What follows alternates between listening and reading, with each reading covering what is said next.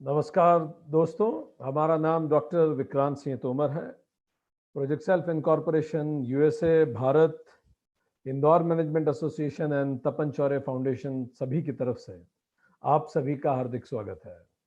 दोस्तों, आज हम बात करने जा रहे हैं फोर्थ चैप्टर पे भगवत गीता के, और ये गीता सीरीज का 9th सेशन है। हमने अभी तक 3 चैप्टर्स कवर किए गीता के। पहले चैप्टर को अगर हम एक लाइन में कहें तो अर्जुन ने कहा कि मैं बड़ा परेशान हूं, मैं क्या करूं। दूसरे चैप्टर को अगर हम एक लाइन में कहें तो भगवान ने कहा सही ज्ञान के साथ स्वधर्म कर, अपना कर्म कर सही ज्ञान के साथ। चैप्टर 3 को अगर हम एक लाइन में कहें तो अर्जुन ने पूछा केवल ज्ञान पर ही क्यों ना चलूं, केवल सन्यास ही क्यों ना ले लूं। तो भगवान ने कहा कर्म से ही ज्ञान मिलेगा।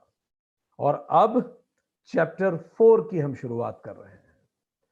चैप्टर 4 कई मायनों में क्रांतिकारी चैप्टर है। यह सेकंड चैप्टर का जो रीबर्थ का कंसेप्ट है उसे पुनः स्थापित करता है, इट रीस्टैब्लिशेस इट। दूसरा, यह कंसेप्ट ऑफ अवतार को व्यवस्थित ढंग से स्थापित करता है। हम इस चौथे चैप्टर की यात्रा के दौरान ब्लास्फेमी भी देखेंगे, ईश निंदा, वो तक हमें देखने को इस चैप्टर में मिलती है, जिससे हमें पता पड़ता है भगवान कृष्ण कितने क्रांतिकारी विचारक हैं, वक्ता हैं, फ्रेंड, फिलोसोफर एंड गाइड हैं। वर्ल्ड ऑर्डर की भी ये चैप्टर बात करता है। और धीरे धीरे जैसे चैप्टर अनफोल्ड होता है, कर्म के गूढ़तम रहस्यों में ये पहुंचता है, जहां ज्ञान और कर्म एक दूसरे को ओवरलेप कर लेते हैं। It is a life transformational session. बहुत खूबसूरत ये चैप्टर है। तो चलिए परमात्मा का आशीर्वाद लेके इसकी शुरुआत करते हैं। तीसरे चैप्टर में भगवान बताते हैं कि ज्ञान कर्म से ही मिलेगा। हालांकि ज्ञान महत्वपूर्ण है, पर वो आएगा कर्म से ही।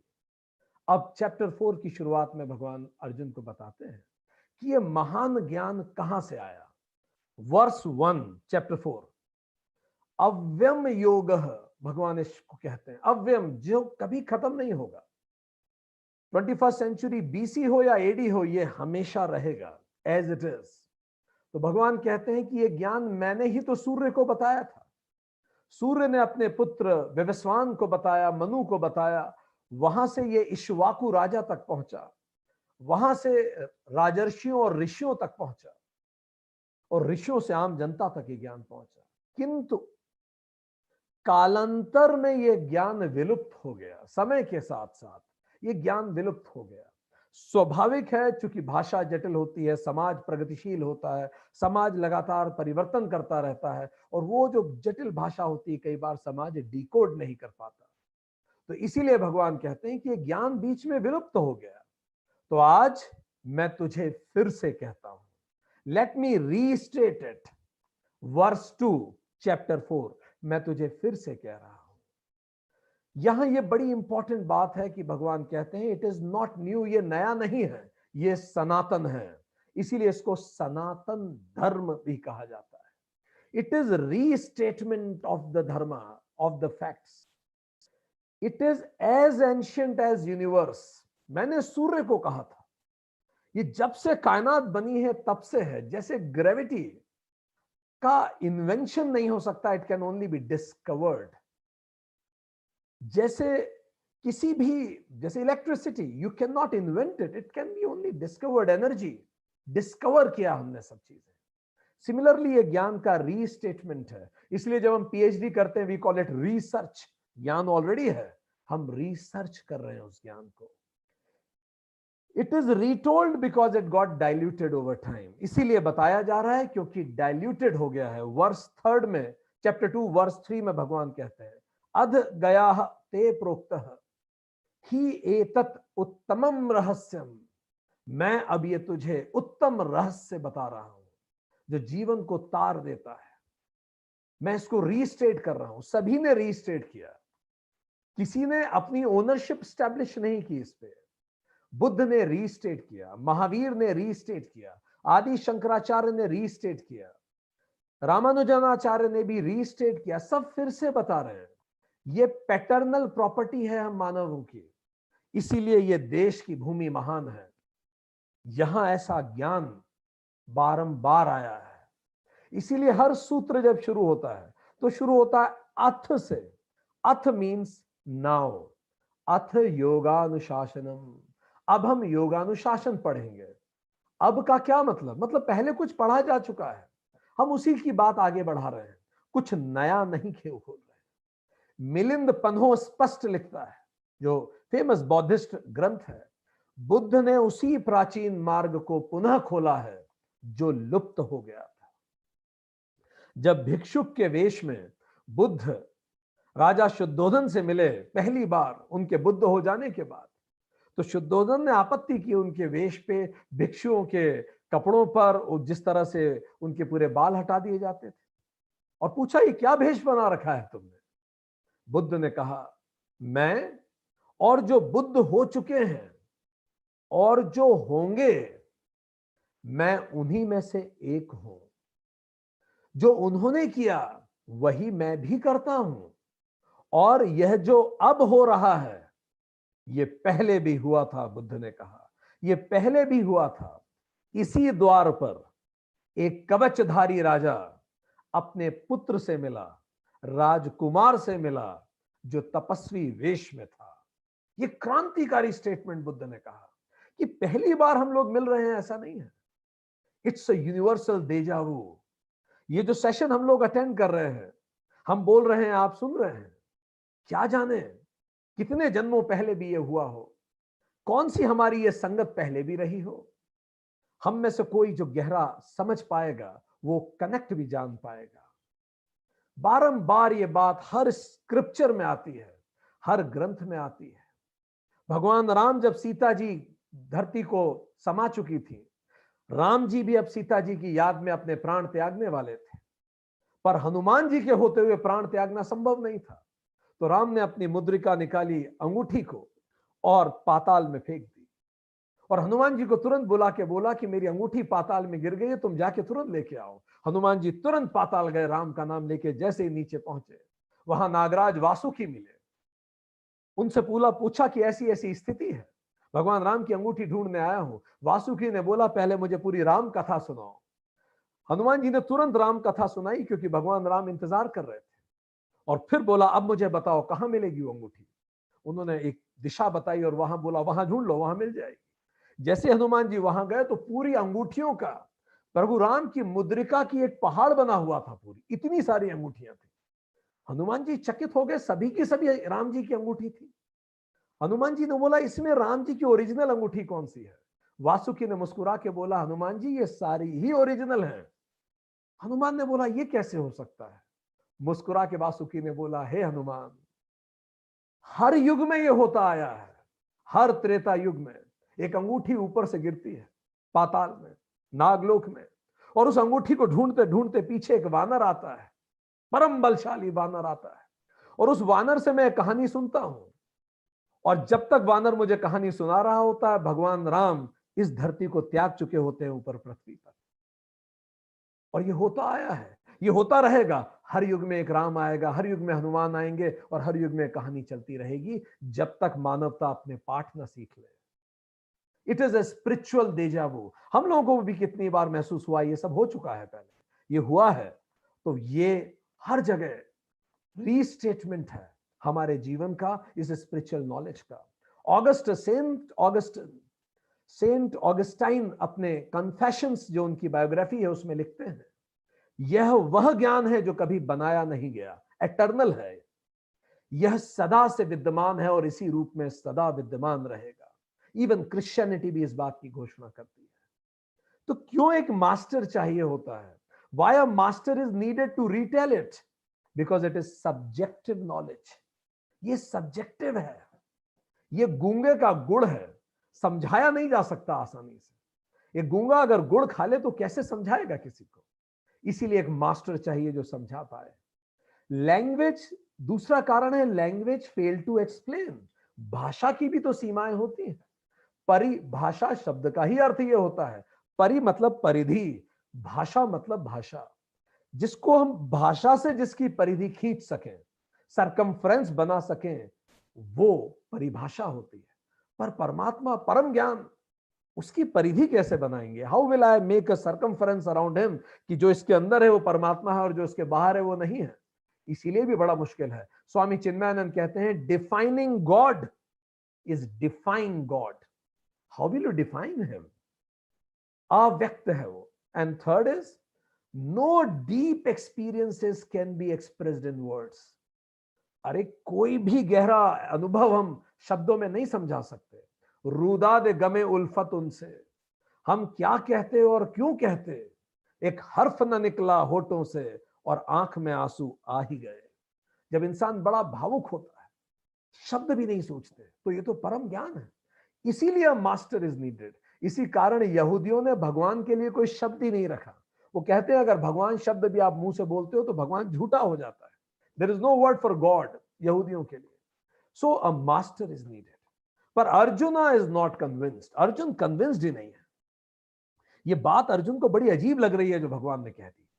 अर्जुन वर्स 4, चैप्टर 4 वर्स 4 में कहता है इति कथम विजानियाम, मैं कैसे मान लूं आपकी बात।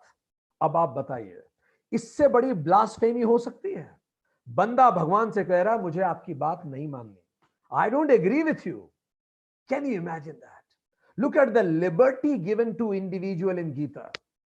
यहां तो पुत्र अगर पिता के विरुद्ध आवाज खड़ी कर दे तो बहुत बड़ी बात हो जाएगी, आपस में कॉन्फ्लिक्ट हो जाएंगे।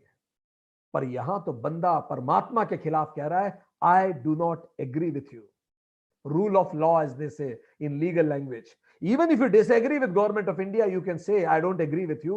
And imagine Gita, इतने समय पहले अर्जुन कहता है, I don't agree with you. मैं कैसे मान लूं? बचपन में आपके साथ बड़ा हुआ, हम साथ में खेल के बड़े हुए, मुझसे कुछ साल ही तो बड़े हैं आप, भीम भैया से छोटे हैं, और आप कह रहे हैं आपने सूरज को बताया था। अरे कैसे बताया आपने सूरज को? You can even question God. River born religions, वो रिलीजन जो नदी के किनारे पैदा हुए, उनमें कॉमन फैक्टर आपको मिलेगा। You can ask questions from God. Hindu, Buddhism, Jainism, इनमें कॉमन चीज ये होगी, यू कैन, आप तर्क कर सकते हैं इवन गॉड से, जो कई बार डेजर्ट बॉर्न रिलीजन में उतना देखने को नहीं भी मिलता। सो आगे बात बढ़ती है। भगवान कृष्ण कहते हैं, अब जो इसका उत्तर कृष्ण ने दिया है, इस ब्लास्फेमी प्रश्न का जो उत्तर कृष्ण ने दिया है, वो मॉन्यूमेंटल है, वो आकाशवाणी है। भगवान कृष्ण कहते हैं, हे अर्जुन, तेरे और मेरे बहुत से जन्म हो चुके हैं, बस अंतर इतना है तू भूल गया, मुझे याद है। Verse 5 chapter 4। सो कोई भी व्यक्ति जो पुनर्जन्म पे प्रश्न उठाता है, वो भारतीय दर्शन के साथ एक साथ नहीं हो सकता, असंभव है। आप नहीं समझा सकते कि क्यों अभिषेक बच्चन अमिताभ बच्चन के घर पैदा हुए हैं और क्यों आप अपने पिता के घर पैदा हुए हैं, अगर आप रिबर्थ को नहीं समझ पाएंगे। आप नहीं समझा पाएंगे इस बात को किसी भी रूप में कि क्यों ऐसा होता है, एक बच्चा 2 महीने का पैदा होते ही एक्सपायर हो जाता है। उसने तो ऐसे कोई गलत कर्म नहीं किए कि वो इतना दर्द सहे और इस दुनिया से चला जाए। जब तक आप इस रीबर्थ को नहीं समझेंगे, लॉ ऑफ कर्मा को नहीं समझेंगे, आप भारतीय सनातन विरासत को नहीं समझ सकते, आप वेदांत को नहीं समझ सकते। सो इसमें कोई दो राय ही नहीं है। इसलिए कृष्ण ने बिल्कुल स्पष्ट स्टैब्लिश किया, पास्ट लाइफ रिट्राइवल संभव है, आप नहीं कर सकते क्योंकि आपको आता नहीं है। भगवान कहते हैं मैं कर सकता हूं क्योंकि मुझे आता है। जीसस कहते हैं, ईसा ने कहा है जॉन 8:58 में, जब इब्राहिम हुआ था मैं उससे भी पहले था। जीसस ने भी अपनी बातों में कहा। बुद्ध ने कहा सुद्धम पुंडरीक 15.1 में, मैं बीते युगों के असंख्य बोधि सत्वों का गुरु था।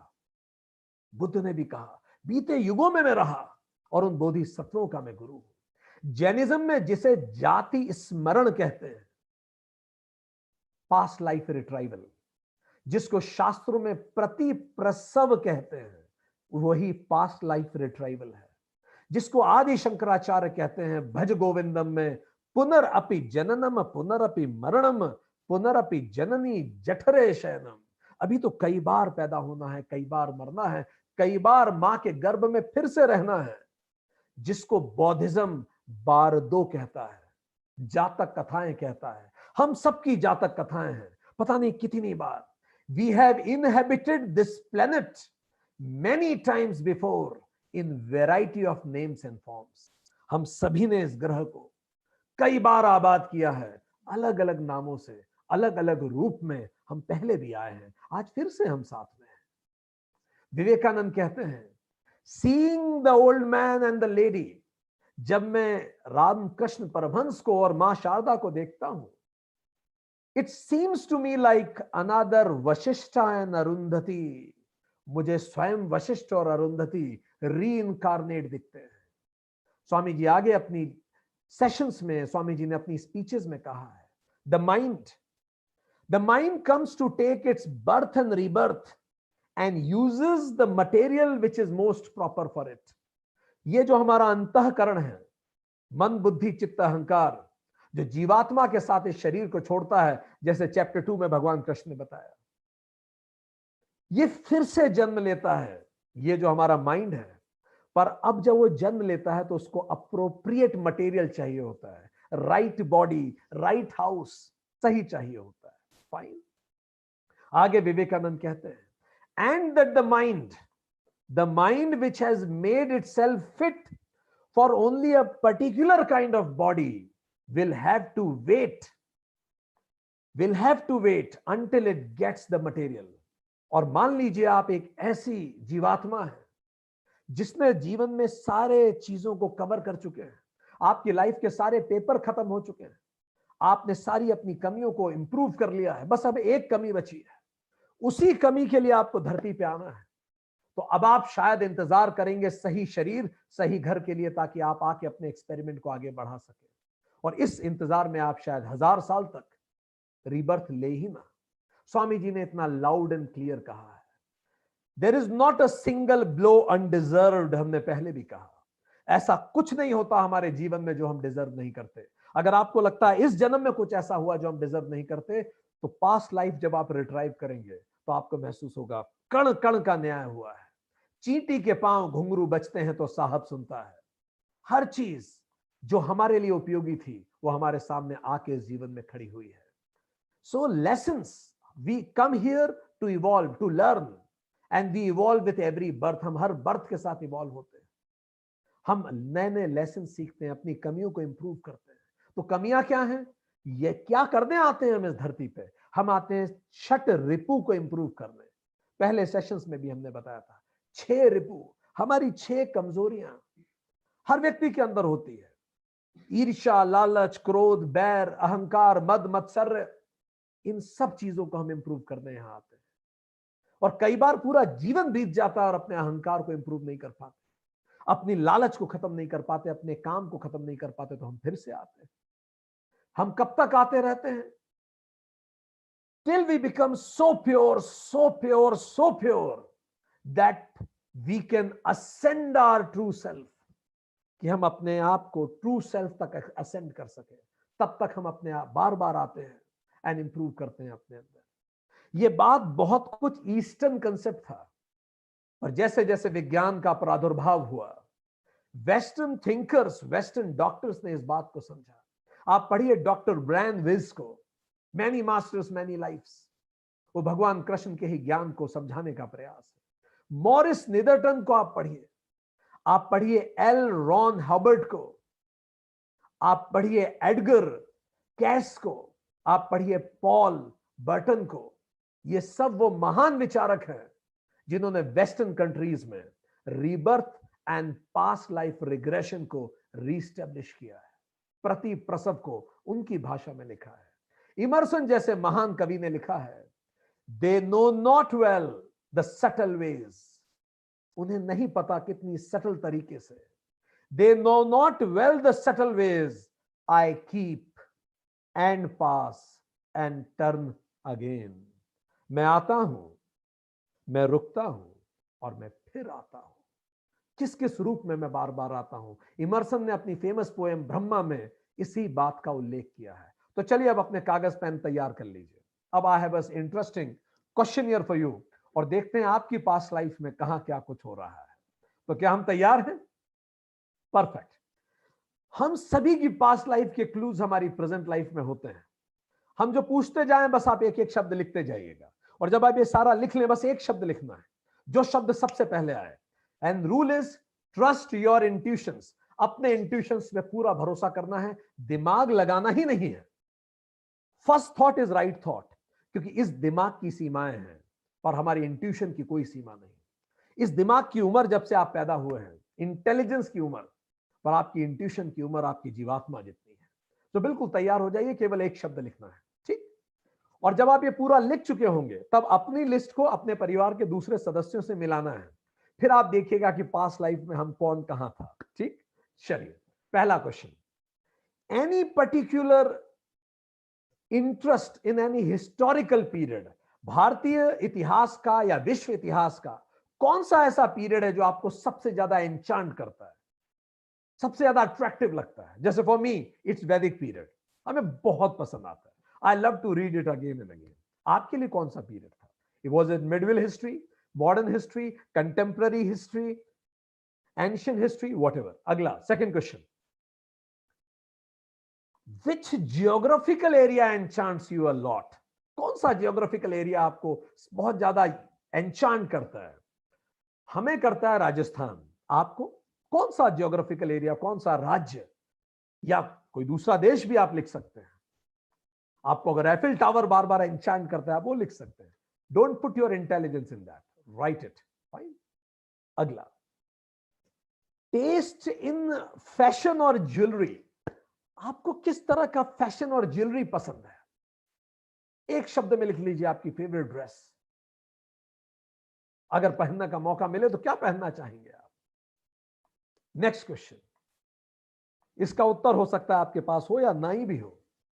Talent beyond experience. ऐसा क्या टैलेंट है आपके अंदर कि वो बाय बर्थ ही आपको लगता है, आपको ज्यादा मेहनत नहीं करनी पड़ी और आप एकदम से उसमें अच्छे हो गए? जैसे for me it is communication skills, it comes easier for me.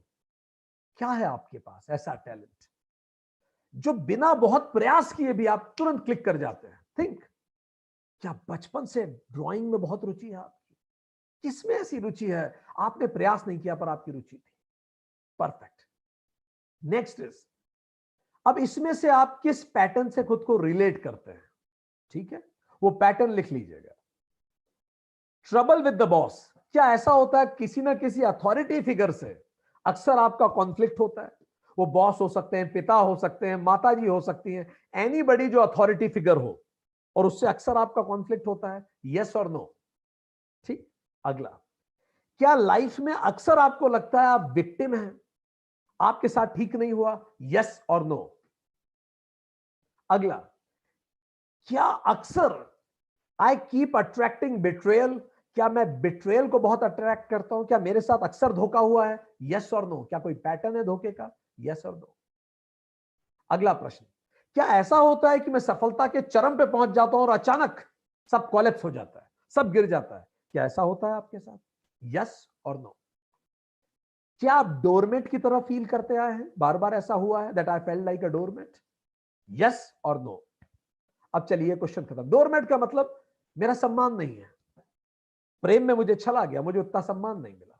अगला, कोई विशेष अल्फाबेट्स में कोई विशेष अल्फाबेट जो आपका फेवरेट हो, लिख दीजिए वो अल्फाबेट। परफेक्ट।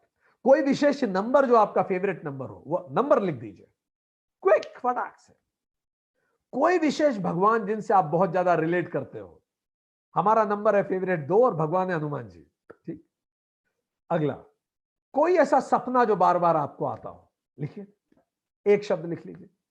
अगला, नेक्स्ट क्वेश्चन, डेजावू की फीलिंग आपको आती है क्या बार बार, ये सब पहले भी हो चुका है, ऐसा कुछ? कब होता है अक्सर, वो किसके साथ होता है?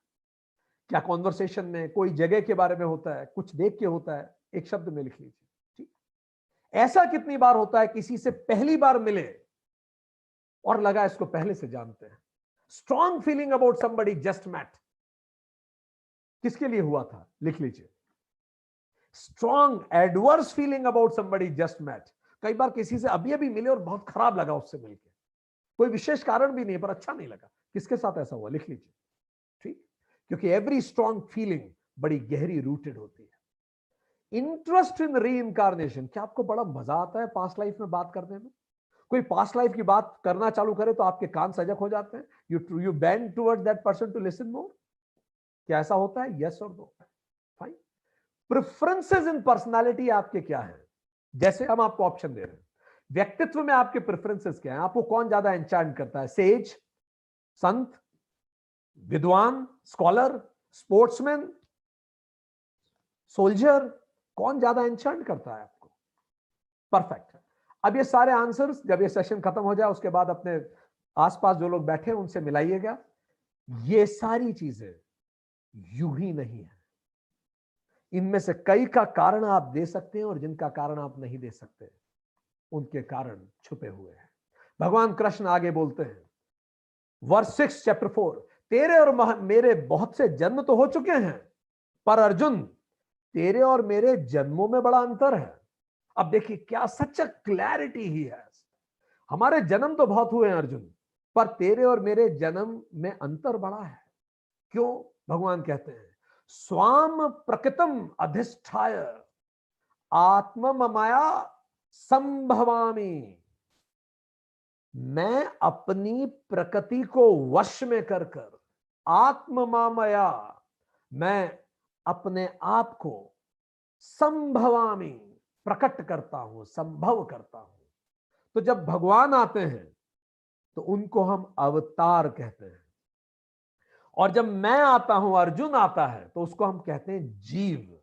तो अब भगवान बहुत स्पष्ट कर रहे हैं कि ये माना कि मेरे और तेरे बहुत जन्म हो चुके हैं, पर इसका मतलब नहीं कि हम दोनों एक जैसे हैं। मैं आता हूं तो अवतार है और तू आता है तो जीव है, ऐसा क्यों? जरा समझ ले, अंतर है। अवतार का शाब्दिक अर्थ होता है वन हु डिसेंड्स, उतरना नीचे। ठीक, तो एक एक करके हम समझे। कॉज ऑफ बर्थ, कारण क्या है जन्म का? तो अवतार का कारण होता है एट हिज विल, वो स्वयं आता है, उसकी इच्छा होती है, इसीलिए वो आता है। कोई बंधन नहीं है कि उसे आना ही पड़ेगा, कोई कर्म बंधन नहीं है, पर जीव के लिए वासना वश उसे आना पड़ता है। वासना का मतलब ही उसकी अधूरी इच्छाएं हैं, इसीलिए आना पड़ेगा। इच्छाओं की पूर्ति के लिए तो शरीर चाहिए ना। रामकृष्ण परमहंस सब कुछ पा चुके थे, पर उनको खाना खाने का शौक था, इसीलिए फिर से आना पड़ा, क्योंकि जीवात्मा खाना तो खा नहीं सकती। एक भी इच्छा अगर ऐसी रह गई जिसके लिए शरीर चाहिए तो आना ही पड़ेगा। तो वासना, कॉज ऑफ बर्थ, अवतार के लिए एट हिज ओन विल, स्वेच्छा से। जीव के लिए वासना। पर्पज ऑफ बर्थ, कारण क्या है बर्थ का? अवतार के लिए धर्म स्थापना, वो धर्म स्थापना के लिए आता है अवतार। और जीव क्यों आता है? प्रारब्ध काटने के लिए।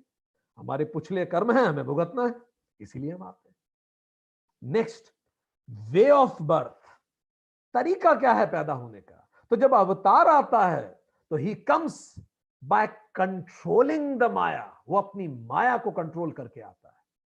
पर जब जीव आता है तो ही कम्स कंट्रोल्ड बाय माया, और जीव माया के द्वारा कंट्रोल्ड होके आता है। बड़ा भारी अंतर है।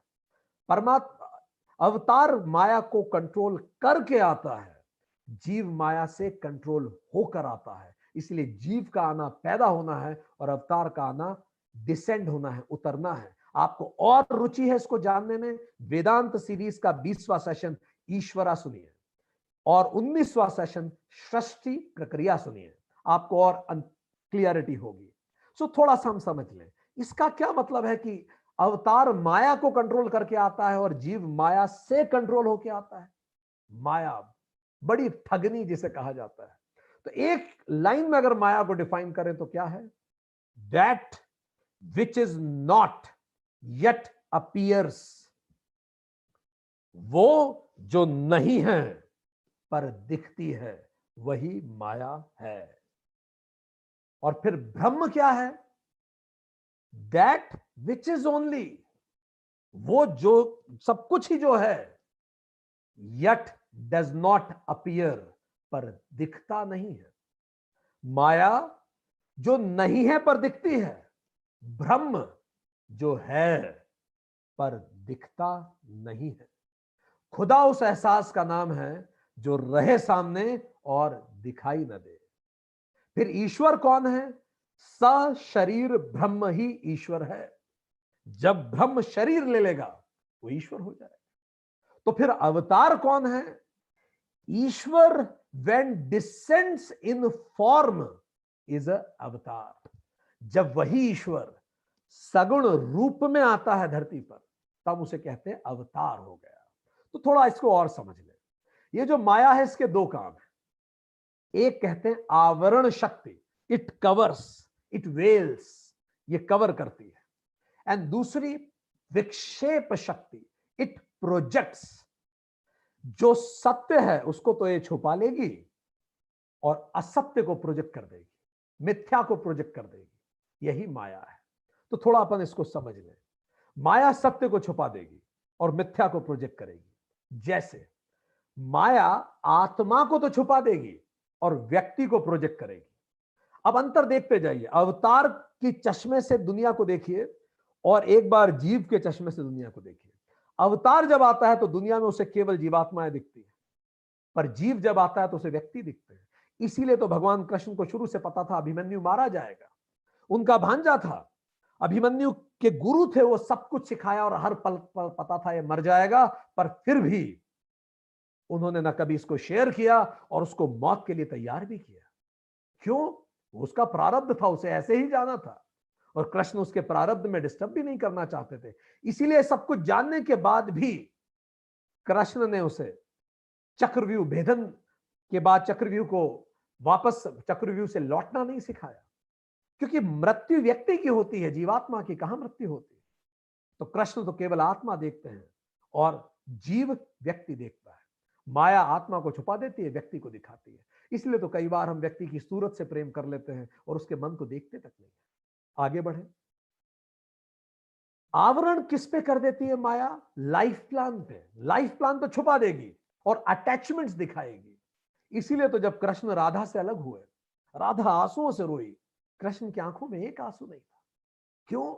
क्योंकि कृष्ण तो लाइफ प्लान को जानते थे। बस इतना ही दिन का साथ तेरा मेरा लिखा था। इसीलिए जब कृष्ण होते थे पूरे मन से होते थे, जब नहीं होते थे तो चल देते थे। इसीलिए तो स्वामी शांदीपनी ऋषि की भी वाइफ काफी रोई, जो उनकी माता जैसी थी, जब कृष्ण की शिक्षा पूरी हुई। पर श्री कृष्ण तब भी डिटैच होके चल दिए। ये तो लाइफ प्लान है। पर चूंकि हम लोग लाइफ प्लान नहीं जानते, इसीलिए हम अटैचमेंट में परेशान हो जाते हैं। पर अगर हम लाइफ प्लान को समझ जाएं तो हम जानेंगे इतना ही दिन का साथ लिखा था। आज जिस व्यक्ति को, जो व्यक्ति मेरे जीवन से चला गया, बस इतना ही साथ मेरा उसका था। यही मैं लिख के आया था, मैं धरती पे यही लिख के आया था पहले से।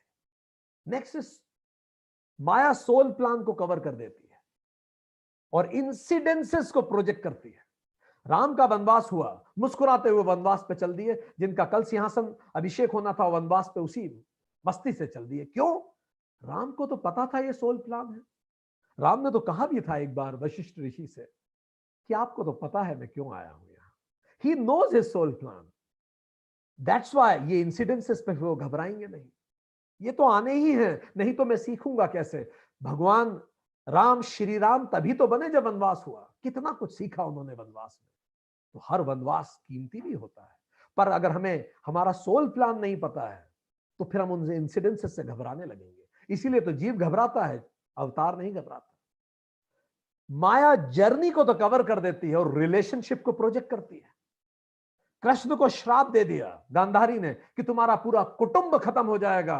कृष्ण वैसे ही मुस्कुराते चल दिए, क्योंकि कृष्ण को पता था ये तो यात्रा है, आज नहीं तो कल सबको खत्म होना है, यही प्लान है। कितनी सभ्यताएं आई और खत्म हो गई, डायनासोर्स खत्म हो गए, हम भी खत्म हो जाएंगे तो कौन सी बड़ी बात है। ये तो जर्नी है। पर जब हम जर्नी को नहीं समझते तो हमें रिलेशनशिप को हम पकड़ लेते हैं, क्योंकि बिगर पिक्चर हमें पता नहीं होती, इसलिए जीव परेशान होता है। माया पेन को तो कवर कर देती है और प्लेजर को प्रोजेक्ट करती है। माया सुख दिखाती है, पर उस सुख के अंदर दुख का बीज होता है। जैसा नानक जी कहते थे, दुख दारू सुख रोग भया, बुद्ध को देख पाए बुद्ध उस प्लेजर के अंदर में भी छुपे हुए पेन को देख पाए कि आज ये प्लेजर दिख रहा है, कल ये सब पेन देगा तो पहले ही छोड़ दो। पर जीव नहीं देख पाता। अवतार प्लेजर में भी पेन को देख लेता है कि इस चक्कर में फंसना ही नहीं, पड़ना ही नहीं। माया ऑब्लिगेशन को तो छुपा देती है और पोजीशन को प्रोजेक्ट करती है। हर पोजीशन एक ऑब्लिगेशन है। पूछिए आप अपने जिले के कलेक्टर से, आपको दिख रहा है बड़ा मजा और उन्हें आ रहा है कलेक्टर होने में, पर उनसे जाके पूछिए अकेले में, ना समय है खुद के लिए। एक कैबिनेट मिनिस्टर से पूछिए, हमने पूछा है, हम पूछ के आपको बता रहे हैं। हमने उनसे पूछा, सर एक बात बताइए जो आप सबसे ज्यादा मिस करते हैं। I am quoting him. Hindustan के कैबिनेट मिनिस्टर ने हमें कहा, डॉक्टर तोमर, हम लोग नींद के भिखारी हैं, सोने को ही नहीं मिलता। सब मिलेगा, सम्मान, पैसा, रुतबा, सब कुछ मिलेगा, ताकत, नींद नहीं मिलेगी। 24 घंटे लोग घेरे हुए हैं। तो ऑब्लिगेशन तो दिखता नहीं है ना बाहर से तो पोजीशन दिखती है, पर अवतार दूर से समझ जाता है ऑब्लिगेशन है। विवेकानंद समझ गए थे। हॉर्वर्ड ने बोला आप फिलॉसफी डिपार्टमेंट को चेयर कीजिए, विवेकानंद ने बोला धन्यवाद। आपको पोजीशन दिख रही है, मुझे ऑब्लिगेशन दिख रहे हैं। इसीलिए विवेकानंद हमेशा कहते थे, चेन सोने की हो या लोहे की, चेन तो चेन है। कितना भी बड़ा नाम रख लीजिए आप उस चेन को, जंजीरें किसी की भी हो। आगे बढ़े। डेथ लिमिट, वो माया एक्सपेक्टेशन को तो कवर कर देती है और गिफ्ट्स को प्रोजेक्ट करती है। याद रखिए, there is no free gift. कोई आपको एक छोटा गिफ्ट भी देगा, उसके पीछे उसकी अपेक्षाएं होंगी। पर माया क्या करेगी? अपेक्षाओं को तो छुपा देगी और गिफ्ट को प्रोजेक्ट करेगी। पर अवतार हर गिफ्ट के पीछे की अपेक्षा देख पाता है। इसलिए जब दुर्योधन ने कृष्ण को बोला मेरे घर खाना खाने आओ और मैं आपका सम्मान करूंगा, कृष्ण ने दूर से नमस्ते कर लिया कि नहीं भाई, अगर तू खाना खिलाएगा तो तेरी अपेक्षाएं होंगी, मैं चाहता ही नहीं, मुझे वो शाख ही नहीं रखना जिस पे उल्लू बैठे। माया मृत्यु को तो कवर कर देती है और अहंकार को प्रोजेक्ट करती है। अहंकार उसी में तो आ सकता है जो मृत्यु को भूल गया, और मृत्यु तो सत्य है। माया विजडम को छुपा देती है और मार्क्स को प्रोजेक्ट करती है। बच्चों से पूछा जाता है, अच्छा 95% आया तुम्हारे, वेरी गुड वेरी गुड, क्या होता है इससे? आईएम का बेस्ट आउटगोइंग आज तक हाईएस्ट पेड कैंपस लेके नहीं गया है। बट माया मार्क्स को प्रोजेक्ट करती है, विजडम को छुपा देगी। माया मिराज को छुपा देगी, वाटर को प्रोजेक्ट करेगी, मृग तृष्णा में फंसा देगी। माया फॉर्मलेस को छुपा देगी और फॉर्म को प्रोजेक्ट करेगी। इसीलिए तो नानक जैसे लोग सच्चा सौदा करते हैं, क्योंकि माया वो फॉर्मलेस को देख पाते हैं। माया एटर्नल को छुपा देगी और टेम्पररी को प्रोजेक्ट करेगी। माया एब्सोल्यूट रियलिटी को छुपा देगी और सब्जेक्टिव ऑब्जेक्टिव रियलिटी को प्रोजेक्ट करेगी। इसीलिए जो माया के परे है वो मायापति है, जिसको पशुपति भी कहते हैं। और जो माया से बंध जाता है जीव, उसको जो पाश में बंध जाए वो पशु है। पशु शब्द बना ही पाश से है। तो हम सब पशु हैं, जीव, पर जब अवतार आ जाता है तो मायापति होता है, वो पशुपति होता है। और पशु से पशुपति बनने का रास्ता कहां से जाता है? पशु से मनुष्य बने। मनुष्य कौन? जो मनन करे, विचार करे इस सब बात पे। ये बात तो सच है। इसीलिए भगवान ने स्पष्ट कहा कि मैं और तुम आते दोनों हैं धरती पर हम दोनों में आसमान जमीन का अंतर है अर्जुन। मैं कंपनी का सीएमडी हूं, I am the owner, CEO हूं मैं, और you are an employee Arjun. मैं कार का ओनर हूं, अगर आप वो से मिले ले, मैं कार का ओनर हूं, मैं स्वतंत्र हूं। तुम कार के ड्राइवर हो। ओनर तो उतर के कहीं भी जा सकता है, ड्राइवर को तो कार के पास ही खड़ा रहना पड़ता है ना। तो मैं तो ओनर हूं, मैं कहीं भी मैं स्वतंत्र हूं, तुम परतंत्र हो। मैं आता हूं, तुम्हें आना पड़ता है। सीएमडी तो जब चाहे आएंगे, नहीं माने नहीं आएंगे, ओनर है वो तो। पर एम्प्लॉय को तो आना पड़ेगा, अकाउंटिंग होगी उसके आने जाने की। ठीक, देन यू आर अकाउंटेबल। तुमने आज क्या काम किया नौकरी में, अकाउंटेबल हो तुम उसके लिए, तुम्हें बताना पड़ेगा। आई एम नॉट अकाउंटेबल, क्योंकि कोई काम है ही नहीं मेरे करने लायक। I just be, I am focused, मेरे पास विजन है पूरी कंपनी के लिए। यू आर डाइल्यूटेड, तुम की होल विजन से देखते हो, छोटा सा देख पाते हो, क्योंकि तुम छोटे एम्प्लॉय हो। तुम्हारी बाउंडेड आइडेंटिटी है, हिंदू मुस्लिम सिख ईसाई लड़का लड़की, तुम बस इसी में लगे रहोगे जिंदगी भर। मेरी यूनिवर्सल आइडेंटिटी है, मैं ही कंपनी हूं, मैं तो स्वयं कंपनी हूं। ठीक, तुम सेल्फिश कारणों से जीवन जीते हो, मेरा नौकरी, मेरा घर, मैं लोक संग्रह के लिए आता हूं, मैं सबके लिए धर्म स्थापना के लिए आता हूं। You don't remember your worth, तुम्हें इसीलिए तो तुम्हारी वर्थ नहीं पता। But I remember my worth, I remember my real identity, but you don't remember your real identity. तुम्हें तुम्हारी रॉन्ग आइडेंटिटी पता है। तो भगवान ने बहुत अच्छे से एस्टेब्लिश किया इस बात को, हम दोनों आते हैं पर आसमान जमीन का अंतर है। इसीलिए कई लोग जब मजाक में कहते हैं कि भगवान कृष्ण कुछ करें तो ठीक है, हम करें तो गलत है, बिल्कुल सही बात है। एक व्यक्ति जो थक के सोया हो खूब मेहनत करते हुए, और दूसरा व्यक्ति जो मक्कारी में उसके पास में लेटा हो, और तीसरा व्यक्ति जो योग निद्रा कर रहा हो, तीनों दिखते सेम है पर आसमान जमीन का अंतर है। जो मक्कारी में सो रहा है वो आलसी है, उसका जीवन बर्बाद हो जाएगा। जो थक के सोया है वो डिजर्व करता है अपनी नींद को, और जो योग निद्रा कर रहा है वो एक लंबे पथ पे है। तो दोनों दिख रहे हैं सब एक, पर अंतर बहुत है। तो इसीलिए भगवान ने बहुत स्पष्ट अंतर किया अवतार और जीव में। अब भगवान वो वर्ष सुनाने जा रहे हैं जो गीता की मोस्ट ऑफन रिपीटेड वर्स है, one of my favourite versus. अब भगवान बताते हैं दो बातें। मैं क्यों आया, वर्स 7 चैप्टर 4, मैं कब आया और मैं क्यों आता हूं, भगवान बताते हैं। यदा यदा ही धर्मस्य ग्लानिर्भवति भारत, ये वही वर्ष। जब जब धर्म की ग्लानि होगी और अधर्म का उत्थान होगा, whenever virtue declines and there is a rise of evil, I will descend. जब जब ये दो काम होंगे, अगर धर्म पतन होगा धर्म का, he is telling you the time, हमें टाइम बता रहे हैं वो कब आते हैं, जब धर्म का पतन होता है और अधर्म का उत्थान होता है, decline in virtues and rise of evil, then I come, मैं अपनी माया से आता हूं। तदा ही अहम आत्मनम सृजामि, तब तब मैं खुद को सृजित करता हूं। I decide to come, I am not bound to come. And then अगली ही वर्ष में भगवान बताते हैं, वर्ष 8 चैप्टर 4, क्यों आता हूं मैं, परित्राणाय साधूनाम, जो भी सही है उसको की रक्षा करने के लिए, विनाशाय च दुष्कृताम, और जो गलत है उसका संहार करने के लिए। Anybody who is aligned with dharma, I come to protect him. परित्राणाय साधूनाम, साधुओं का परित्राण करने के लिए, और जो जो डिविएटेड फ्रॉम धर्मा है उन सब का नाश करने के लिए। अब प्रासंगिक है कि धर्म देख लें। धर्म का अर्थ natural order of universe, universe का जो नेचुरल ऑर्डर है वही धर्म है, जो प्राकृतिक है। तो धर्म के दो अर्थ हो गए। एक, बड़ी सिंपल भाषा में अगर हम समझें, किसी के भी साथ ऐसा व्यवहार ना करें जो आपको खुद के साथ पसंद नहीं, बस यही धर्म है। बाइबल भी यही कहती है, किसी के भी साथ ऐसा कर्म ना करें जो आपको खुद के साथ पसंद नहीं, ऐसा व्यवहार ना करें। और दूसरा धर्म का अर्थ क्या है, अपने गुण धर्मों का पालन करें, जो आपका नेचुरल गुण धर्म है। बॉडी का गुण धर्म है सुबह उठ जाना सूरज के साथ। 10 लाख साल से इंसान सूरज के साथ उठता आया, अब ये नकली लाइट्स हमने बना ली, नकली सूरज, इसीलिए हम लेट उठते हैं और लेट तक जगते हैं रात को भी। तो हम हमारे शरीर के धर्म का पालन नहीं कर रहे, शरीर का पतन निश्चित है। इसलिए ऋषि मुनि 200 साल तक जीते हैं, हम 90 साल, हम 70 साल में खत्म हो जाते हैं, क्योंकि हम स्वधर्म का पालन नहीं कर रहे, शरीर के धर्म का पालन नहीं कर रहे। तो दो अर्थ हो गए धर्म के यहां, एक, किसी के साथ ऐसा व्यवहार ना करें जो खुद के साथ पसंद नहीं, और दूसरा, अपने गुणधर्म का पालन करें। इसी को प्रकृति कहते हैं, प्राकृतिक हो जाए। अब अगर आप प्रकृति से अलाइंड हैं तो इसी को कहते हैं संस्कृति, आप सुसंस्कृत हैं। पर अगर आप प्रकृति से डिविएटेड हैं तो इसको कहते हैं विकृति, डिस्टर्बेंस।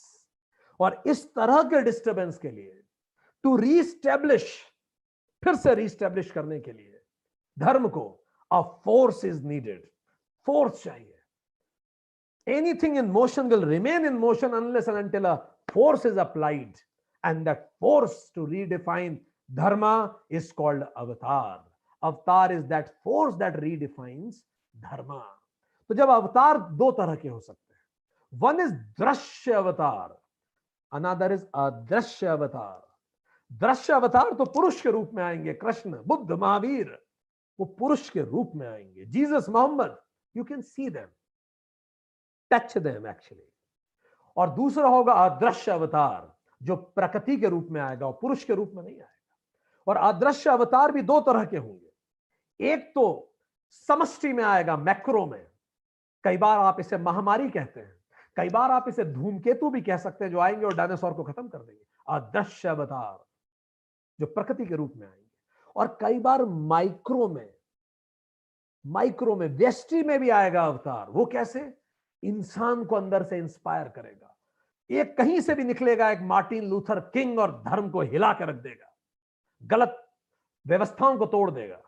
ये कौन है? उसके अंदर इंस्पिरेशन आएगा। कहीं से एक महात्मा गांधी पैदा हो जाएगा, कहीं से मदर टेरेसा पैदा हो जाएंगी, कहीं से नेल्सन मंडेला पैदा हो जाएंगे। ये वो लोग हैं जो जो अंदर से इंस्पायर्ड होते हैं। तो ये भी अवतार अंदर से उन्हें इंस्पायर करता है। सो अवतार इज लाइक अ डॉक्टर। अवतार एक डॉक्टर है। He restores health, not aging. Aging ठीक नहीं कर सकता डॉक्टर, हेल्थ ठीक कर देगा।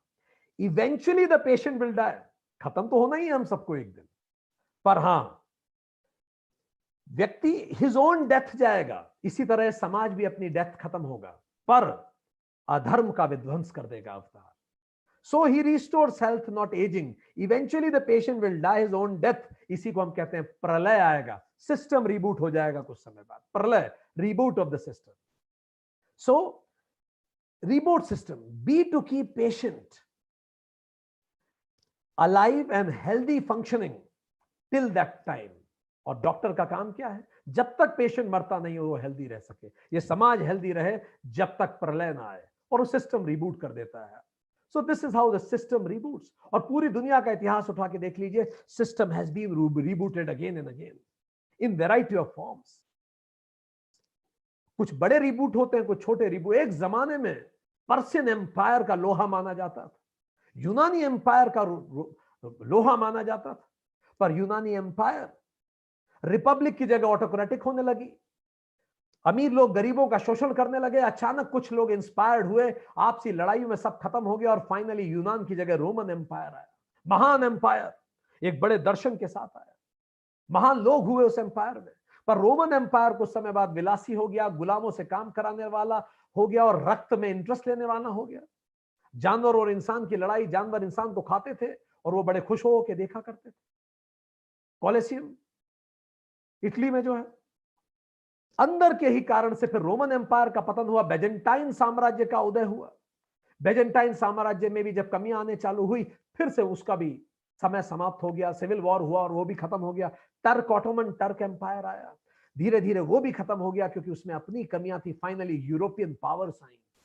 यूरोपियन पावर जब आई, रेनेसा हुआ, रिफॉर्मेशन हुआ, और रेनेसा रिफॉर्मेशन ने, पुनर्जागरण और धर्म सुधार ने यूरोपियन पावर को ताकत दी। विज्ञान का उदय हुआ और बड़ी बड़ी मशीनें बनी, और मशीनों बनाते ही यूरोपियंस ने क्या किया? पूरी दुनिया को गुलाम बना लिया। जब पूरी दुनिया में कोई नहीं था जो यूरोप के विरुद्ध सर उठा सके, तो उस कायनात में उस बनाने वाले ने कुछ ऐसा सिस्टम किया कि ये सारी यूरोपियन पावर अपने आप ही आपस में लड़ ली। किसने लड़ाया पता नहीं, जिसको हम वर्ल्ड वॉर 1 और 2 कहते हैं, अपने आप खत्म हो गया। उनकी जो सर्च थी, search for God, gold and glory, वो अपने आप सब विध्वंस हो गया। सारी दुनिया को वो गोल्ड, गॉड एंड ग्लोरी के लिए ऑक्यूपाई कर रहे थे, वो सब खत्म हो गया। वर्ल्ड वॉर हो गया। वर्ल्ड वॉर भी बड़ा विरला हुआ। वर्ल्ड वॉर में पहले ब्रिटेन और फ्रांस ने जर्मनी को मारा। देखिए पावर बैलेंस कैसे उस परमात्मा ने किया। फिर जर्मनी ने अगले वर्ल्ड वॉर में उन दोनों को मारा। फिर जब जर्मनी किसी के रोके नहीं रुक रहा था, तो रूस ने जर्मनी को मारा, जापान ने रूस को मारा, यूएसए अमेरिका ने जापान को मारा। ये चल क्या रहा था? सब कुछ अपने आप बैलेंस हुआ। और अंततः जब इन कॉलोनियल पावर में बिल्कुल ताकत नहीं थी, उस समय सारी कॉलोनीज मुक्त हो गई, भारत आजाद हो गया। कितनी अजीब बात है, सब अपने आप होता है।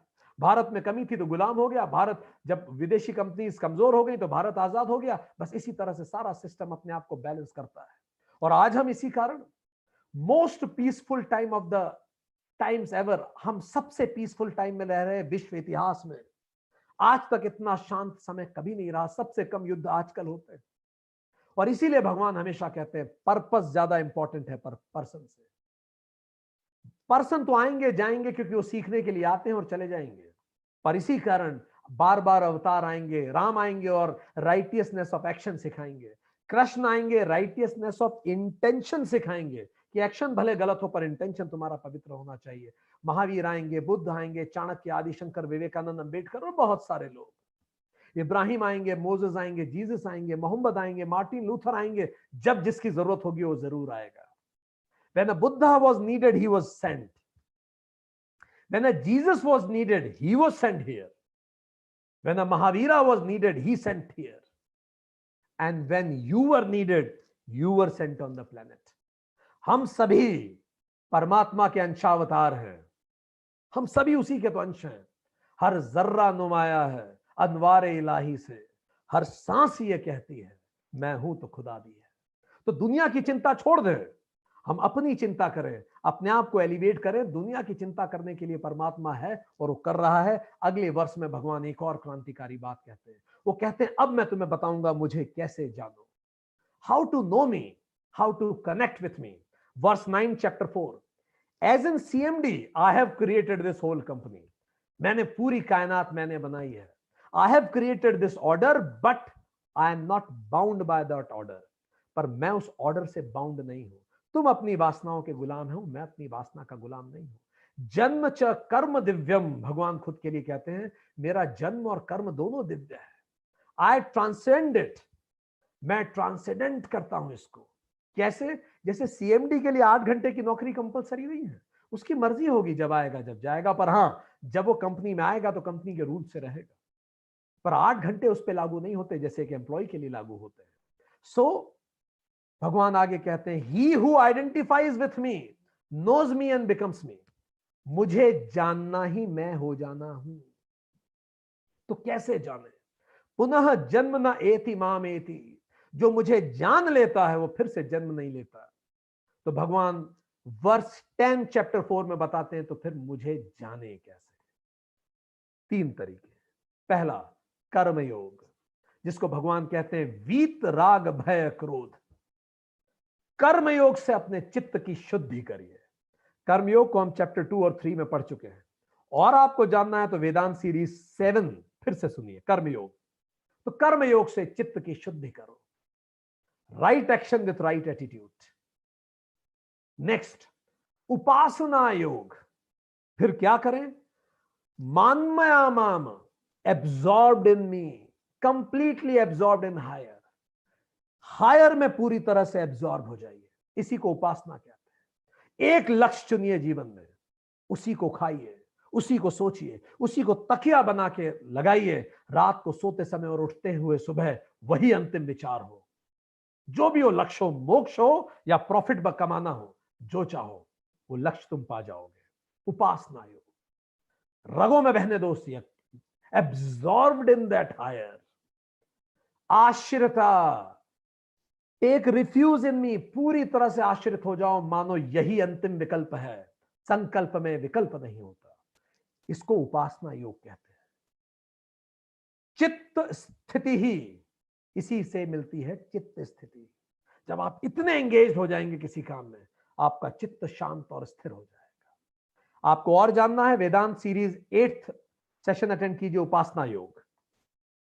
इसके बाद जब तुम इतने शांत हो जाओ तो तीसरा काम करो, ज्ञान योग। गेट अ राइट गुरु, एक सही गुरु के पास जाओ, शास्त्र पढ़ो पढ़ो और साधना करो। यह ज्ञान योग है। सही गुरु, शास्त्र और साधना, श्रवण मनन और निध्यासन। सही चीजें सुनो, उस पर मनन करो और उसकी प्रैक्टिस करो। और जानना है वेदांत सीरीज 11, उससे भगवान कहते हैं पूताहा, इससे तुम पवित्र होगे और मुझे जान पाओगे। तो मुझे जानने के 3 लेवल है। लेवल 1 कर्म योग, कर्म करो सबसे पहले। लेवल 2 उपासना योग, और लेवल 3 ज्ञान योग। यही वास्तविक घर वापसी है, अपनी तरफ लौटना। दयानंद ने कहा back to Vedas. Angelus Silesius ने कहा, जो हमें बड़ा पसंद आता है, I would like to quote it again, चाहे ईसा 1000 बार बेथलेहम में जन्म ले, पर यदि उसने तेरे अंदर जन्म न लिया तो तेरी आत्मा अभी भी भटकी हुई है। गलगोथा पे खड़ा क्रॉस तुझे मुक्त न कर सकेगा। जब तू अपने अंदर क्रॉस खड़ा करेगा तभी तेरी आत्मा मुक्त हो सकेगी। बाइबल कहती है, बाइबल कहती है बी स्टिल, बिल्कुल शांत हो, चित्त स्थिति और चित्त शुद्धि करो। Be still and know I am your God. जब तुम शांत होगे तभी तो उसको सुन पाओगे। कुरान कहती है सुन्नतों पर करता जा अमल बेधड़क, जन्नत तक जाती है सीधी ये सड़क। कबीर कहते हैं प्रेम न बाड़ी उपजे, प्रेम न हाट बिकाए, राजा प्रजा जे ही जो रुचे, शीश दिए ले जाए। क्या खूबसूरत ग्रंथ है ये गीता। इमेजिन, कास्टिज्म इंसान को इंसान नहीं मानता और गीता इंसान के भगवान होने की संभावना का नाम है। कोई भी सीढ़ी एक तरफा नहीं होती। यदि एक सीढ़ी बनी है हायर से लोअर के लिए, if he can descend then I can also ascend by the same ladder. In fact, Rama became human to teach us that human can also become Rama. When somebody conspires, something in somebody inspires also. जब भी दुनिया में कुछ गलत होता है तो कहीं ना कहीं इंस्पिरेशन भी आती है। और आप दुनिया का इतिहास उठा के पढ़िए, people giving their lives had greater impact on the world than people taking lives.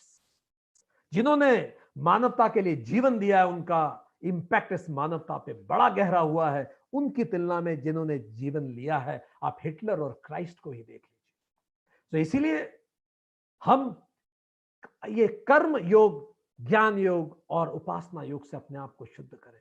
फिर भगवान आगे कहते हैं वर्स 11, सब मुझे अलग अलग रूप में जानते हैं। सब मुझे अलग अलग रूप में जानते हैं क्योंकि सब अलग अलग है।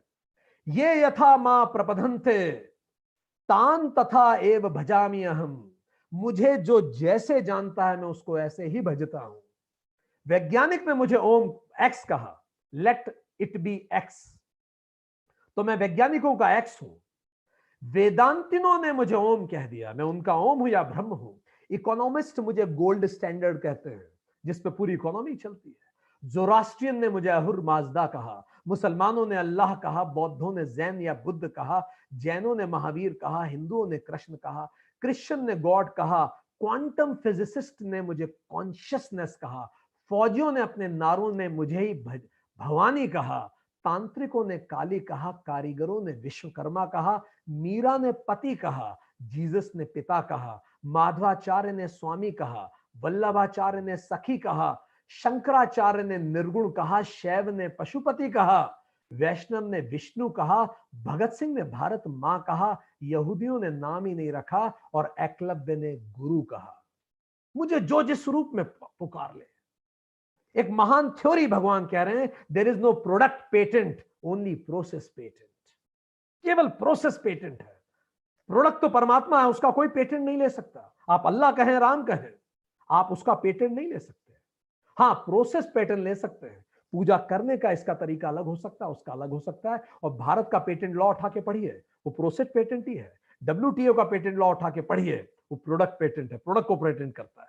इसलिए भारत सरकार उसको ज्यादा पसंद भी नहीं करती। आगे बढ़े, वर्स 12 चैप्टर 4, वो कहते हैं मैं उनको उसी रूप में भजता हूं, तुम मुझे जिस रूप में भजोगे। जो नारायण को चाहते हैं मैं उन्हें नारायण दे देता हूं, और जो नारायणी सेना चाहते हैं उन्हें मैं नारायणी सेना दे देता हूं। जो जिस रूप में भजे। इमर्सन लिखते हैं, from me they fly, I am the wings, I am the daughter and the doubt, I am the one the ब्राह्मण सिंग्स। So beautiful. वो ये कह रहे हैं कि जब कोई नास्तिक होता है तो नास्तिक ये भूल जाता है मैं ही तो उसका तर्क हूं भगवान के विरुद्ध।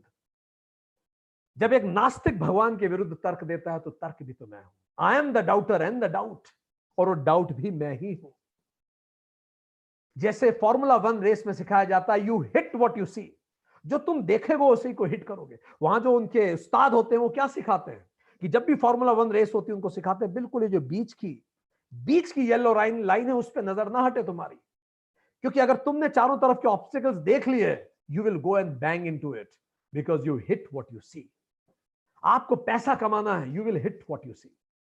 आपको परमात्मा उसके लिए ताकत देगा। Wherever your time goes, your future comes from there. जहां भी आपका समय और श्रद्धा जाती है वहीं से आपका भविष्य आता है। लिख के रख लीजिए इसको। जहां भी आपकी श्रद्धा और समय आप देंगे बस वहीं से भविष्य आएगा। यही भगवान कह रहे हैं, मुझे जिस रूप में भजोगे। अगर तुम मुझे लक्ष्मी के रूप में भजते हो और मेहनत करो, मैं तुम्हें अंबानी बनाऊंगा। तुम मुझे किसी और रूप में, तुम मुझे क्रिकेट के रूप में भजते हो, मैं तुम्हें सचिन तेंदुलकर, पर मुझे भजो पूरी श्रद्धा से। एक सेकंड रुकते हैं, टेक अ पॉज, एक सेकंड का पॉज लेते हैं और सोचते हैं पिछले 3 दिनों से हमारे दिमाग में 3 बातें क्या चल रही थी। आपके पास 5 सेकंड है उसको सोचने के लिए। पिछले 3 दिनों से क्या सोच रहे थे आप? सोचिए, क्या क्या बातें दिमाग में चल रही थी, क्या क्या परेशानियां चल रही थी, कंसर्न्स चल रही थी।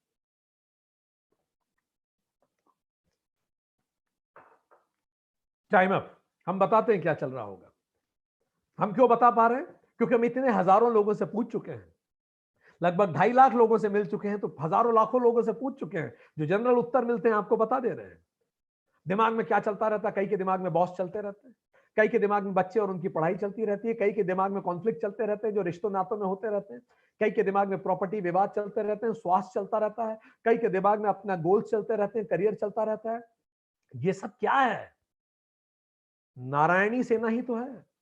नारायण कहां चलते हैं दिमाग में, इसीलिए वो सब हमें मिल जाता है। कोई विरला ही होता है जो विवेकानंद की तरह केवल नारायण को भजता है। इसलिए तो रामकृष्ण परमहंस ने जब 3-3 बार जब बाल बोला, जब विवेकानंद के पास बिल्कुल पैसे नहीं थे कि जाओ और मां से मांग लो, तीनों बार वो सद्बुद्धि सद्मार्ग मांग के आ गए। उनको लगा क्या दुनिया के विधाता के सामने क्या छोटी मोटी चीज मांगना जाके। इसीलिए आदि शंकराचार्य कहते हैं भज गोविंदम मूढ़ मते, ask for something worth it, don't go for such rubbish spiritual tourism. What is spiritual tourism?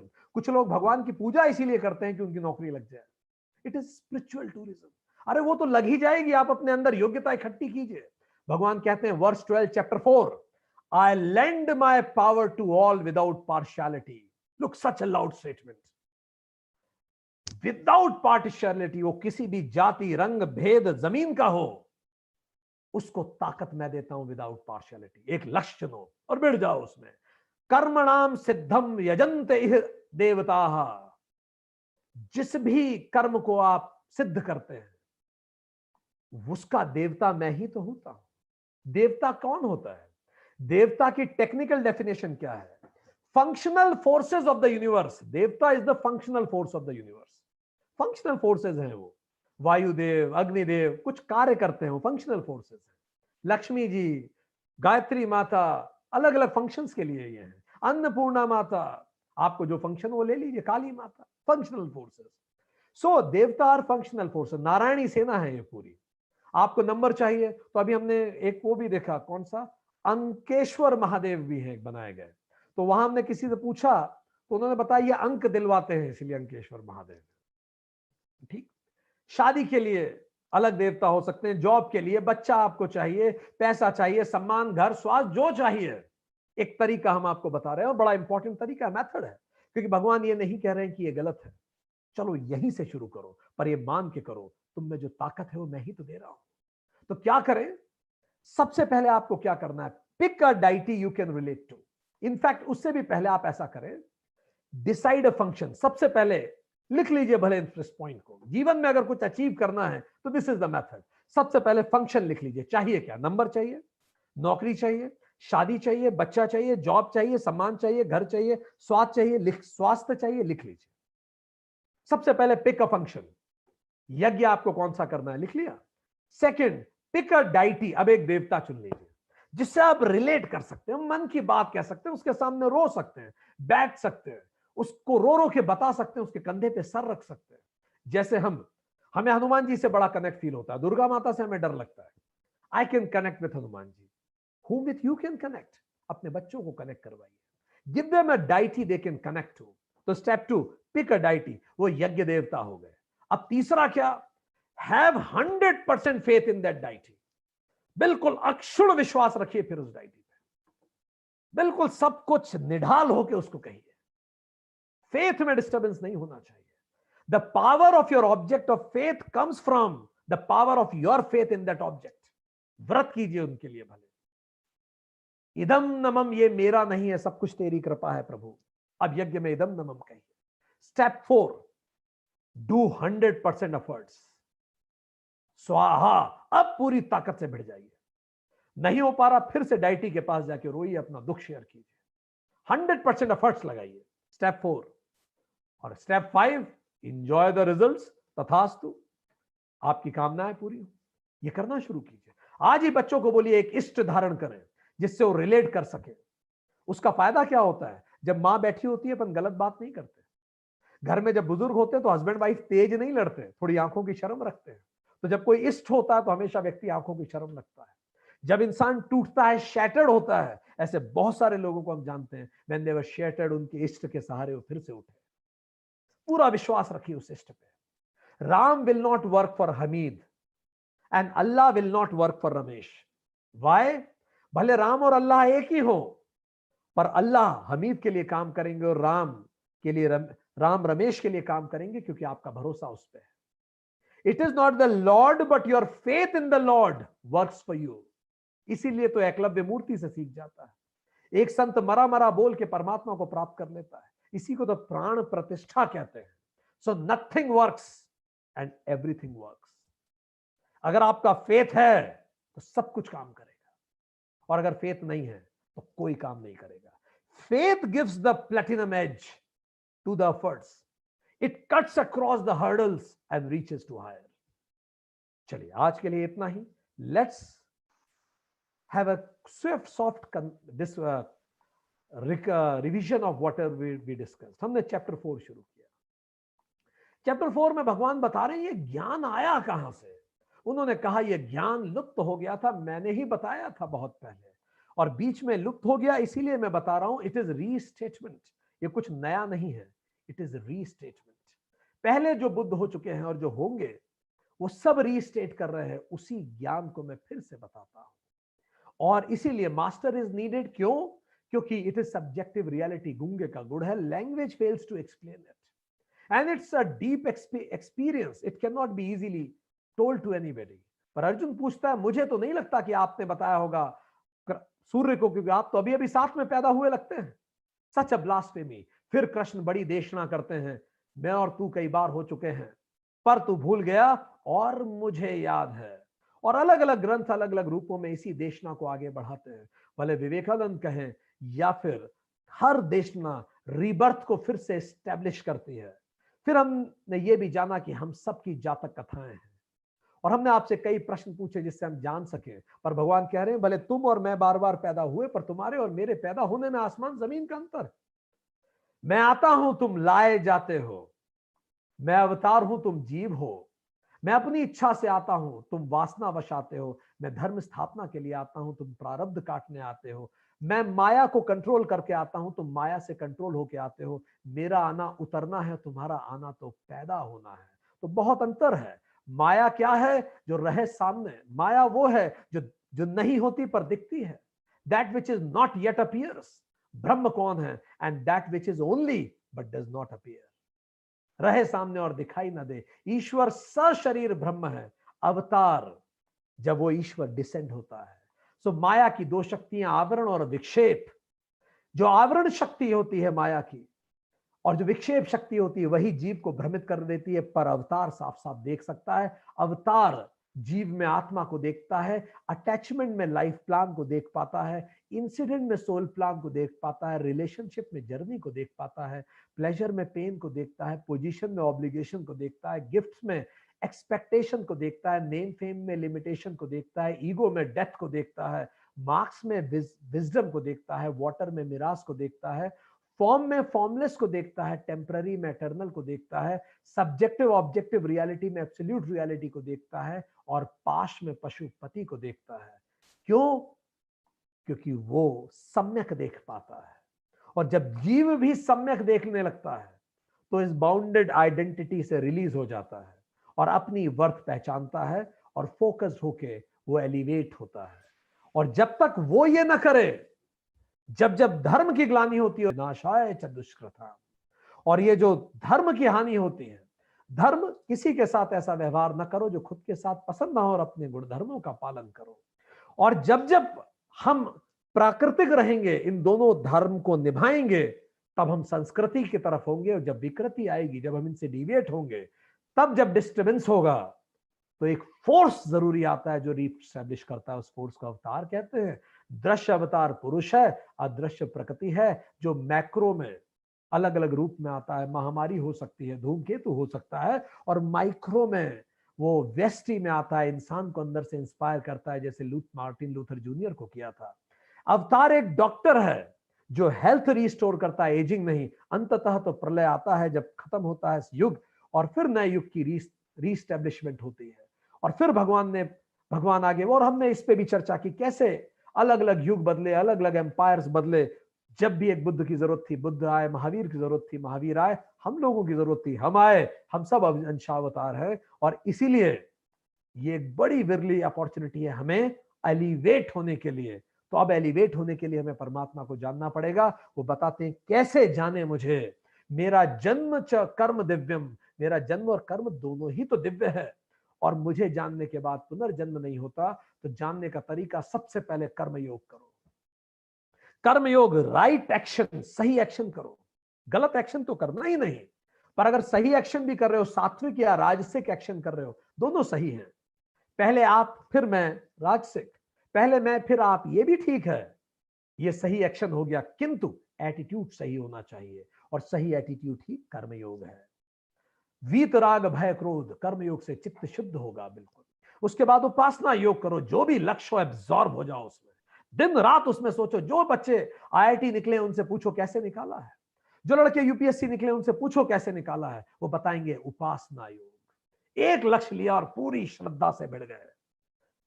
Refuse in me, पूरी तरह से उस पर आश्रित, न खाने का होश न पीने का होश था। चित्त स्थिति हो गई, बिल्कुल चित्त शांत था। न मूवीज अट्रैक्ट करती थी, न रिश्तेदारों की शादी में हम जाते थे, स्थिति हो गई। एंड देन फिर ज्ञान योग करो, श्रवण मनन निध्यासन करें, इससे आगे बढ़े। और इसके बाद परमात्मा आगे कहते हैं यही वास्तव में खुद की तरफ लौटना है, आप जानो। और इसीलिए भगवान कहते हैं मुझे जो जिस रूप में बचता है मैं उसे वैसे ही मिलता हूं। तुम्हें पैसा चाहिए मैं पैसा दे दूंगा, तुम्हें ज्ञान चाहिए मैं ज्ञान दूंगा। और उसके लिए तुम अपने अपने फंक्शनल देवताओं को चुनो। और जो फंक्शनल देवताओं को आप चुनते हैं, वो फंक्शनल देवता को सबसे पहले लक्ष्य चुनिए, फिर अपना इष्ट चुनिए, फिर 100% एफर्ट लगाइए, और उसके बाद उसमें 100% फेथ रखिए, फिर 100% एफर्ट लगाइए, फिर जो रिजल्ट्स आए उन्हें एंजॉय कीजिए, पर प्राण प्रतिष्ठा कीजिए अपने लक्ष्य में। आज इतना ही, थैंक यू वेरी मच। और धर्म का उत्थान होता है तब तब वो परमात्मा स्वयं, वो ईश्वर स्वयं अवतार लेता है, परित्राणाय साधूनाम।